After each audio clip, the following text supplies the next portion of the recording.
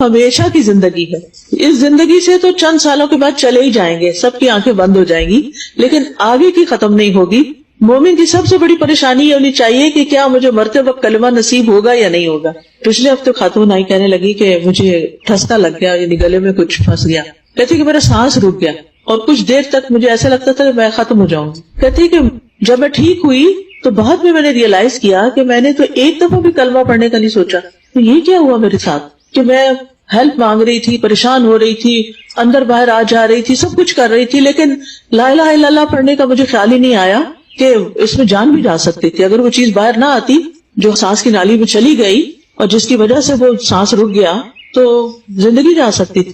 لیکن کس کو کلمہ نصیب ہوگا جو زندگی بھی کلمے میں گزارے اور دن میں ایک نہ ایک تسبیح کم از کم کلمے کو ضرور کر لے, چلتے پھرتے لا الہ الا اللہ پڑھے, کیونکہ یہ کلمات سبحان اللہ, الحمدللہ, لا الہ الا اللہ اور اللہ اکبر اللہ تعالیٰ کے پسندیدہ ترین کلمات ہیں. پھر اسی طرح آپ دیکھیے کہ دو اہم چیزیں جو ہیں وہ زندگی میں ضروری ہے, ایک قرآن کو مضبوطی سے تھامنا اور ایک نماز. ان چیزوں کو ہاتھ سے نہیں جانے دینا چاہیے.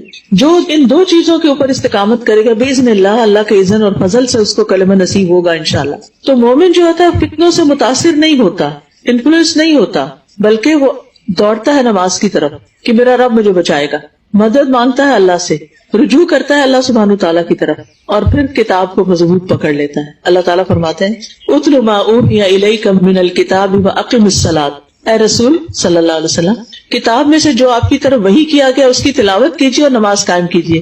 یہ میں اپنے پاس سے آپ کو بات نہیں بتا رہی کہ دو کرنے کے ضروری کام ہے, یہ قرآن میں لکھا ہوا ہے اور نبی صلی اللہ علیہ وسلم کو حکم دیا جا رہا ہے, تو اس کے بعد کس کو حکم ہے؟ آپ کی امت کو. پھر ایک اور جگہ پر آتا ہے والذین یمسکون بالکتاب واقاموا الصلاۃ, وہ لوگ جو کتاب کو مضبوطی سے پکڑتے ہیں اور نماز قائم کرتے ہیں. ایک اور جگہ پر آتا ہے ان الذین یتلون کتاب اللہ واقاموا الصلاۃ, بے شک وہ لوگ جو کتاب اللہ کی تلاوت کرتے ہیں اور نماز قائم کرتے ہیں. پھر ذالک الکتاب لا ریب فیہ ھدی للمتقین الذین یؤمنون بالغیب ویقیمون الصلاۃ. تو اس میں آپ دیکھیے پھر اسی طرح عیسیٰ علیہ السلام پیدا ہوئے تو جب بولنے لگے پنگوڑے میں تو انہوں نے کیا کہا, آتانی الکتاب وجعلنی نبیا وجعلنی مبارکا اینما کنت واوصانی بالصلاۃ. تو قرآن اور نماز کا ساتھ ہے, یعنی ایک طرف قرآن سے مضبوط تعلق اور دوسری طرف نماز کو تھام لینا. یہ فتنوں سے بچنے کے دو ذریعے ہیں. ان چیزوں کو آپ تھام لیں گے تو انشاءاللہ فتنوں سے محفوظ رہیں گے, اور صرف اپنے لیے نہیں بلکہ اپنے بچوں کے لیے بھی. And it's never too late, آپ عمر کے کسی بھی حصے میں ہیں آپ پڑھنا شروع کر دیں, اور اس بات کی پریشانی میں نہ رہے کہ پیچھے کیا ہوا, جو ہو چکا سو ہو چکا, وہ وقت نہیں واپس آتا. اب اللہ سبحانہ تعالیٰ سے اس کے لیے توبہ استغفار, اور آئندہ آپ ان دو چیزوں سے جڑ جائیں, اور یہ دونوں چیزیں آپ کے لیے ایک ڈھال کا کام کرے گی. اور پھر آپ دیکھیے کہ کتاب کو مضبوطی سے تھامنے کا یعنی یمسکون, مسکا, مسک ہوتا ہے کسی چیز کو پکڑنا, یمسک یعنی خوب مضبوطی سے پکڑنا. اب جو شخص مضبوطی سے قرآن کو پکڑتا ہے وہ کسی حال میں اس کو نہیں چھوڑتا. اس کی مثال ایسی ہے, مثلاً کوئی شخص اگر ڈوب رہا ہو اور اتنے میں ایک ہیلی کاپٹر آئے اور اس کی طرف وہ رسی پھینکے اور کڑا پھینکے, اور وہ اگر ہاتھ اٹھا کے اس کو پکڑ لیتا ہے تو وہ اس کو چھوڑے, وہ نہیں چھوڑے گا. کیوں؟ اس لیے کہ اگر چھوڑ دیا تو ڈوب جائے گا. یہی حال ہے, اگر ہم قرآن کو چھوڑ دیتے ہیں, نماز کو چھوڑ دیتے ہیں, تو اپنے آپ کو ڈوبنے کے لیے چھوڑ دیں گے, دنیا کے فتنوں میں ڈوبنے کے لیے, اور پھر اینڈ آف دا لائف بس ہمیشہ کے لیے ڈوبنے کے لیے. تو اس لیے بہت ضروری ہے کہ ہم اس کو پڑھ کے رکھیں. نبی صلی اللہ علیہ وسلم نے فرمایا اس شخص کی مثال جو اپنے رب کا ذکر کرتا ہے اور جو نہیں کرتا زندہ اور مردہ کی طرح ہے. تو اللہ کا ذکر جو ہے وہ انسان کو زندہ رکھتا ہے, جس میں بہترین ذکر قرآن ہے.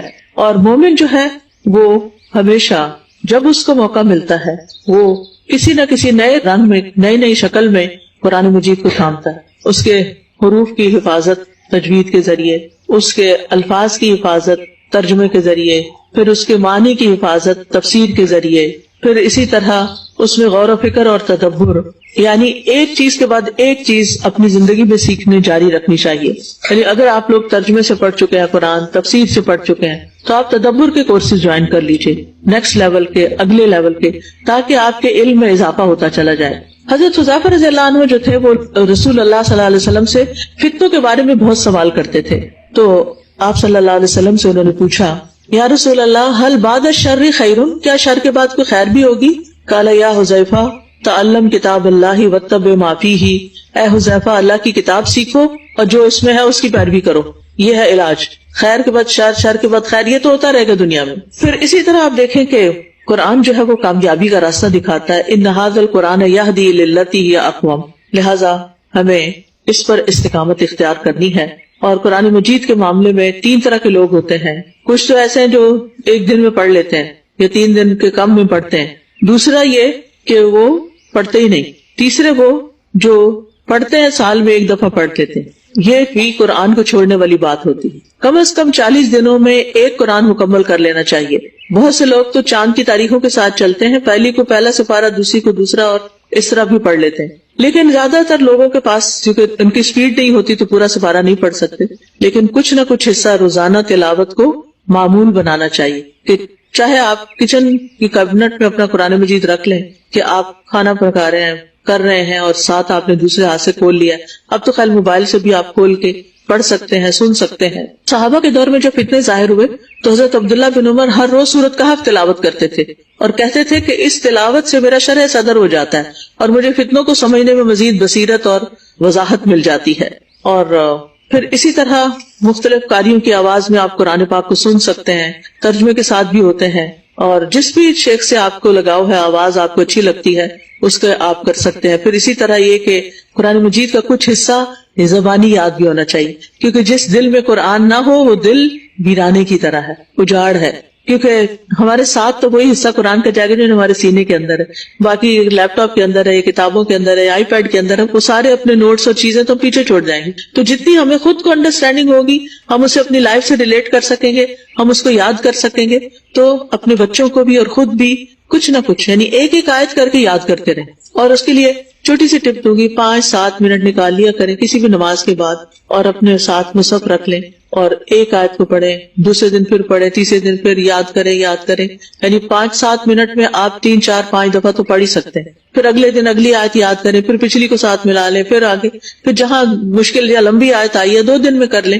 تو آپ دیکھیں گے کرتے کرتے آپ کو 38 جز یاد ہو جائے گا، 29 یاد ہو جائے گا، آپ کے لیے آسانی ہو جائے گی. کیونکہ جو حفظ ہوتا ہے، حفظ قرآن جو ہوتا ہے، اس کا بہت بڑا فائدہ ہے. عقبہ بن عامر کہتے ہیں میں نے رسول اللہ صلی اللہ علیہ وسلم کو یہ فرماتے ہوئے سنا، اگر قرآن کو کسی چمڑے میں رکھ دیا جائے پھر اسے آگ میں ڈالا جائے تو نہیں جلے گا. علماء کہتے ہیں اس کا مطلب یہ ہے کہ اگر کوئی شخص قرآن حفظ کر لیتا ہے اور وہ اس کے دل میں ہوتا ہے، اگر وہ اپنے گناہوں کی وجہ سے جہنم کی آگ میں ڈالا بھی گیا تو جلے گا نہیں، کیونکہ اس کے دل میں قرآن کا علم. تو چاہے سمجھ کے پڑھیں، چاہے حفظ کریں یا تلاوت کریں، بار بار پڑھیں. پھر اسی طرح یہ کہ تجوید کے ساتھ اس کو پڑھیں، خوبصورتی کے ساتھ پڑھیں.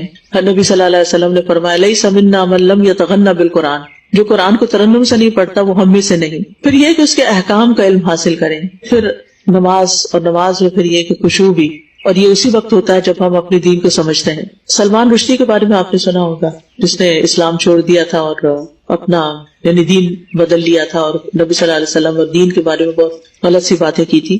تو اس نے اپنے اسلام چھوڑنے کی وجہ یہ بتائی کہ میں انڈیا میں پیدا ہوا تھا اور وہاں بہت سے علماء اور شیوخ کے پاس بھی جاتا تھا اور وہ اپنے خطبے عربی زبان میں دیتے تھے اور میرے والد مجھے وہاں لے جاتے. میں 9 یا 10 سال کا تھا، میرے والد عید کی نماز کے لیے مجھے لے کر گئے. تو میں نے والد سے کہا کہ میں یہاں کیا کروں؟ تو انہوں نے کہا تم وہی کرتے جو لوگ کر رہے ہیں، دیکھا دیکھی. تو میں اپنے والد کے ساتھ کھڑا ہو گیا، لوگوں کو دیکھتا رہا، جو کچھ وہ کر رہے تھے میں بھی وہی کرتا رہا. خطبہ سنا، کچھ سمجھ نہیں آئی کیونکہ خطبہ بھی اور نماز سب عربی میں تھے. تب میں نے سوچا کہ میں ایسے دین کو اپنائے ہوئے ہوں جس کا مجھے علم ہی نہیں ہے. اور پھر کیا ہوا، شیطان اس کے سر پہ چڑھ گیا اور اس نے جو بھی لکھا سو لکھا. تو ہم سب کو بھی یہ سوچنا چاہیے کہ ہم اپنے بچوں کو اسلام کی انڈرسٹینڈنگ دیں. قرآن کا جتنا سبق وہ ناظرہ پڑھتے ہیں اس کا ترجمہ بھی ان کو ضرور بتائیں.